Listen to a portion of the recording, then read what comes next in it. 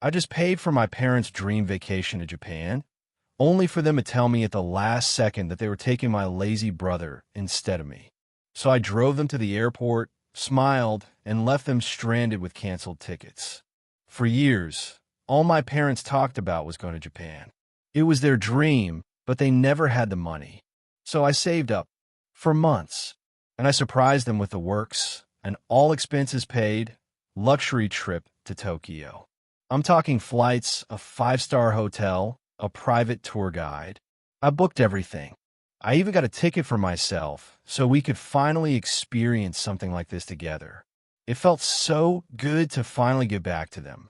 Or at least it did. The morning of the trip, I pull up to their house, and I'm just beaming. They're already outside with their luggage. My mom is practically bouncing with excitement, and my dad has this super proud look on his face, like he can't wait to tell all his coworkers about the trip his amazing son gifted him. But then I see him. Standing right there with them, holding a duffel bag, is my brother Jake. I frowned. What's he doing here? My mom just smiles at me.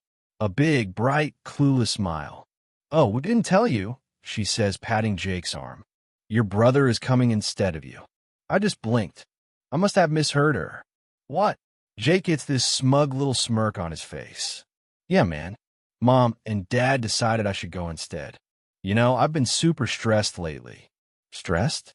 Stressed? This is Jake we're talking about. The guy who hasn't worked a single day in 2 years. The guy whose biggest stress is which video game to play in the basement. Somehow, he needed this vacation more than me. I looked at my mom, just waiting for the punchline. For her to say it was all a big joke. She wasn't joking. Honey, we just thought Jake could use this trip more than you, she said, her voice sickly sweet. You already travel for work sometimes, and this is a once-in-a-lifetime experience for him. I turned to my dad. Surely he'd have my back. Nope. He just shrugged. It's already decided. Let's go. We don't want to be late. Just like that. Like it was their trip to give away. My jaw was clenched so tight I thought it would crack. My hands were gripping the steering wheel. 1,000 thoughts were racing through my head. The unfairness of it. The sheer ingratitude. I wanted to scream at them for treating me like a walking ATM. But I didn't. I just took a slow breath. And I said, all right, let's go. The entire drive to the airport was torture. Jake's in the back, just giddy, going on and on about all the anime stuff he's going to buy and how he can't wait to live it up in my hotel suite. My mom is just laughing along, saying how much he deserves this. And I'm just silent, gripping the steering wheel. My knuckles are white. When we get to the terminal, they all pile out, stretching and chatting, completely oblivious. I pop the trunk. My mom give me a kiss on the cheek. We'll send you pictures. Love you, sweetie. Jake just grins. Thanks for the free trip, man. My dad claps me on the back. You're a good son. And for the first time all morning, I smiled. A real, genuine smile. Because they had absolutely no idea what was about to happen. I watched them walk into the terminal, dragging their suitcases, just bursting with excitement. Then I pulled out my phone. I opened the airline app. Canceled. I opened the hotel reservation. Canceled.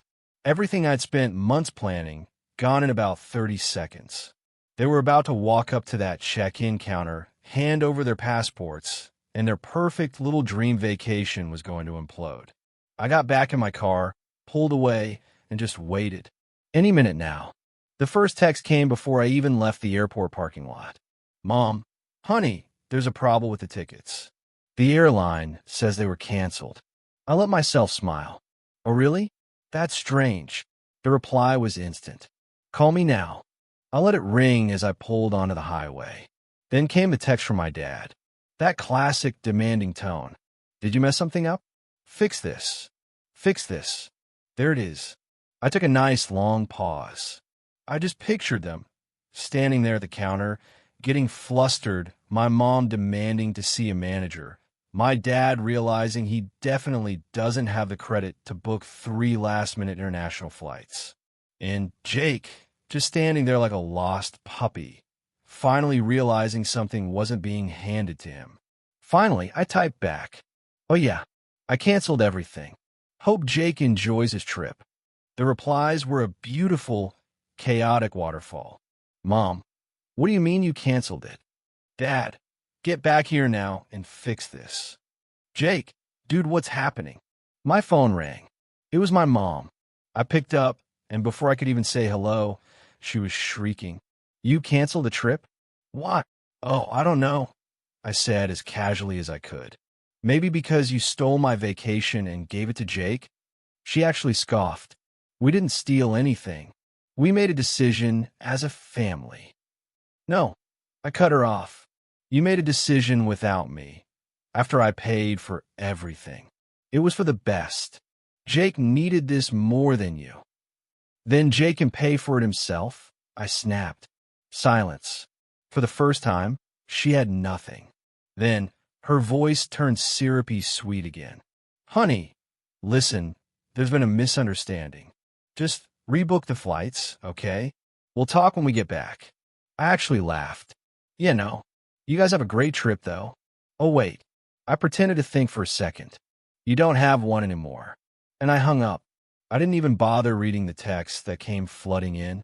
For once, they were getting a taste of what it felt like to be left behind. And it felt damn good.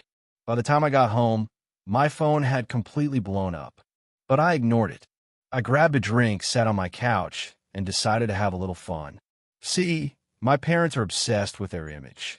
They love bragging to family and friends about their perfect life, the life I was secretly funding. So I logged into Facebook, and I made a little post, wishing my parents and Jake an amazing trip to Japan. I was supposed to go with them, but at the airport, they decided to take Jake instead. Hope they enjoy the non-refundable one-way tickets I paid for. Short, sweet, devastating. Within minutes, my phone was buzzing. Not with their angry texts, but with comments from confused family members. "Wait, they ditched you. Dude, that's messed up. Are they even coming back?" The cherry on top? A friend sent me a screenshot of my mom's post. "Finally off to Japan. A well-deserved trip with family." The comments were absolutely roasting her. Her post was gone within minutes. Checkmate. Then there's a knock at my door. It was late. I looked through the peephole. My dad, standing there alone, jaw tight. I opened the door. He pushed past me. "We need to talk." "Do we?" I asked, crossing my arms. "Enough games," he snapped. "You need to fix this." I laughed. "Fix what?" "You humiliated your mother." "I humiliated her? Or did she humiliate herself by pulling that stunt at the airport?" He just clenched his jaw. I knew I was right. "You're going to delete that post," he demanded. I just smirked. "No, I don't think I will." His face got dark. "This isn't funny." "Oh, it's hilarious." I leaned back. "Tell me, Dad, did it finally hit you? Did you finally realize I'm not your personal ATM?" For the first time in my life, he was speechless. He tried to shift into manipulation mode, talking about family and how we don't turn on each other. "Funny," I said. "I could have sworn that's exactly what you did to me this morning." I just opened the door and told him to leave. He stood there for a second, seething, and then he walked out. I locked the door behind him. The silence that followed felt like freedom. The next day, I got a text from my cousin Rachel. "You deserve better. I'm in town next week. Let's get a drink." It hit me then that I wasn't alone. I had people who saw what was happening. A week later, my mom called. Her voice was shaky, broken. "We've been talking. We know we messed up. It was wrong." She said they wanted to make things right. But I wasn't angry anymore. I just felt nothing. The weight was gone. "I'm glad you're finally seeing that," I said, my voice steady. "But I'm not coming back into that. I'm doing just fine on my own." There was a pause, and then, in the calmest voice I could manage, I said, "Goodbye, Mom." And I hung up. I haven't spoken to them since, and I don't plan to. I've finally chosen to put myself first. So, I have to ask you guys, was I too harsh, or did I do the right thing?